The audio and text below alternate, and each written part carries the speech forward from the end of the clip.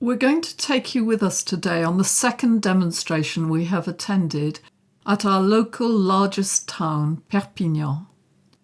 Perpignan is in the Mediterranean Pyrenees region of France, and the demonstration is against the restrictions put in place on the pretext of health measures. It was the sixth consecutive demonstration of this kind held in over 200 cities in France since the Macron regime called En Marche announced these draconian restrictions. I'm showing you here the statue we passed along our march in Perpignan today, and the statue is by Manif, which he sculpted in 1904, called Le Méprisé, the scorned. Very appropriate, because that is exactly the attitude that the Macron regime have shown in relation to the huge number of demonstrators against his tyrannical policies. According to the government, in actual statements in the media, the demonstrators are all either far left or far right fanatics, anarchists, and homophobes. Honestly. I'll tell you what we are. My husband and I are angry. We are really angry, as are most of the French. Of course, we are sick of the nonsense that has been imposed on us for 18 months now. But what has got us now so angry that we are willing to march 5 miles in the hot sun during our retirement years is the closure of all the hospitals, clinics, and in short every type of medical care to us and to anyone who refuses to comply with the regime's diktats. We have not and never will be jabbed. We will not and never will accept having a regular and repeated invasive medical procedure minimizingly called a test. And we will never accept being tracked, traced and managed like EU tag-wearing cattle. And all this, let us recall, imposed by a regime which received less than 4% of the vote at the recent regional elections. It's a ridiculous situation. If you expect Accusé will show you what it's really like to live in the sun, etc., but not really, we'll just show you the Disney version of life, then click off now. So, in this video, we'll be showing you a novel way the protesters have found to show their disgust with the mainstream media. We'll show you an assortment of the expressive T-shirts, banners and signs. And I'll be talking about my husband's hat, some of the incidents along the way, the crowd and the scenery. Yes, we'll show you what it really is like to live in a Mediterranean paradise. But there is currently trouble in paradise.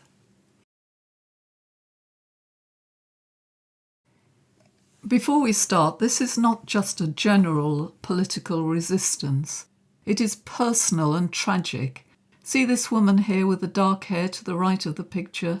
She was walking along at my side and we fell into conversation. She is deeply worried because she suffers from a serious chronic illness for which she needs the regular attention of her doctor, but suddenly she has no access to the doctor because of the Macron regime's new diktats. She doesn't want the jab. She doesn't want constant up-the-nose procedures. And she has been paying tax all her life to pay for services that are now denied her. Just imagine her worry and anger. Imagine if it was you. So, to get started, in the last episode we showed how the protesters stopped at the offices of this region's main newspaper, amusingly calling itself the Independent, l'Indépendant, and everyone started booing the offices and calling them propagandists and liars for their enthusiastic pushing of the Macron regime's agenda. Well, this week the protesters found a better way of making a point by throwing copies of the newspaper back at the office. However, there is something much more important going on here than that. You will hear the word collabo shouted repeatedly. The word means collaborators. Bear in mind that this is France. I'll just let you see the clip, then I'll talk about it some more.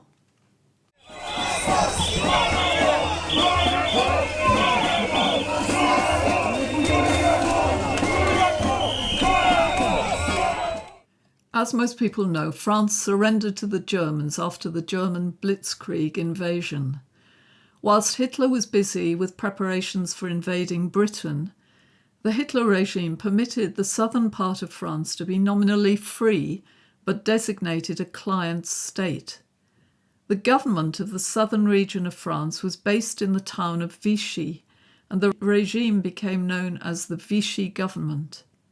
The elderly French First World War hero, Marshal Pétain, was installed as a figurehead president, and the career politician Pierre Laval installed as prime minister. Both collaborated with the Hitler regime.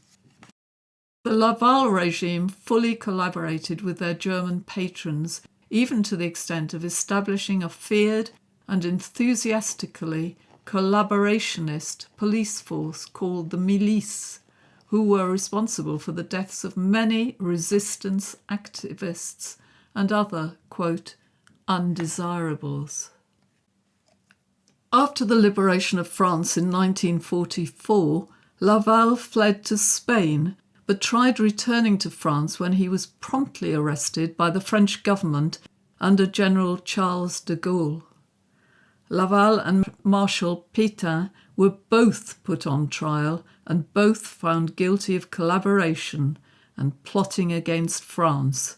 Laval was executed by firing squad in October 1945.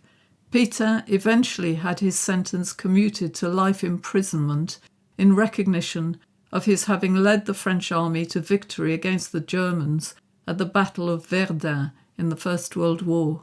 He died in disgrace in 1951. However, these headline collaborators were not the only people who paid a price for enthusiastic service to their new patrons.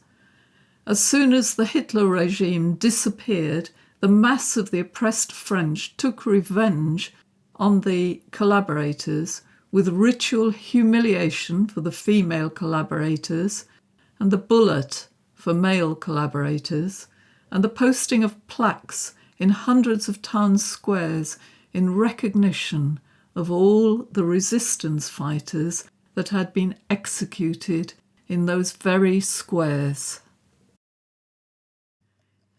The black and white images seem to push real life back into history and inoculate those in control today with an "it's not the same" attitude.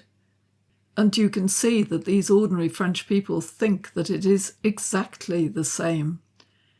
When the time comes, will the words, "I was only taking the advice of scientists. I was only following government guidelines. I was only following orders," save today's powerful from a similar fate? We sincerely hope not.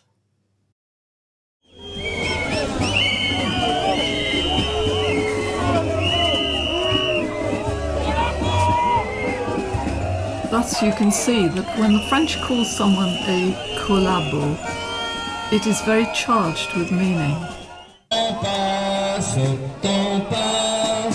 Macron, si tu savais, ton passe où te mène.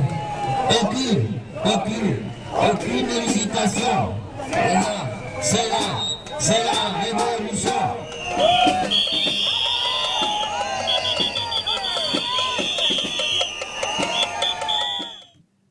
I'll leave you now to just let the images tell the story of the sixth consecutive protest against the tyrannical measures announced recently. I will join you again right at the end to just wrap up the scene.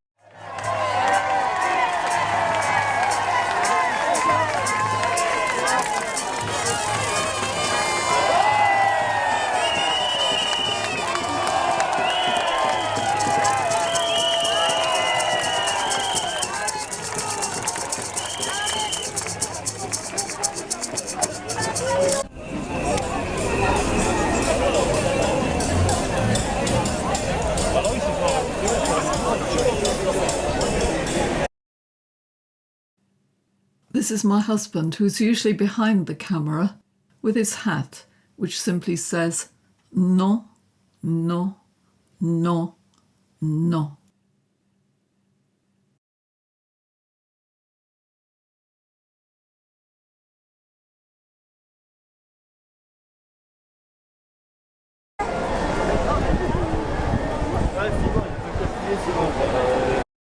So here we arrive back in the centre of Perpignan, where, as usual, the gendarmes have blocked the road leading to the offices of the local prefect.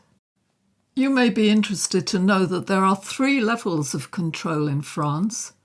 1, the government. 2, the prefect, who's appointed by the government. And 3, the mayor. The result is that even if the government declares, as Macron did recently, that mask wearing, for example, is not obligatory outside, the prefect or the mayor can and do decide otherwise. We've completely lost track of what the rules are these days. And so we wind our way back through alternative side streets, unable to rest our weary bodies at any cafe, due to, as the French call it, not having a pass of shame. And we return to the Place Catalogne, where we had set off some hours ago. Unable to go to any public place of refreshment, the French just occupy the main thoroughfare, blocking the traffic, and sit down in the middle of the road. You've just got to love the French.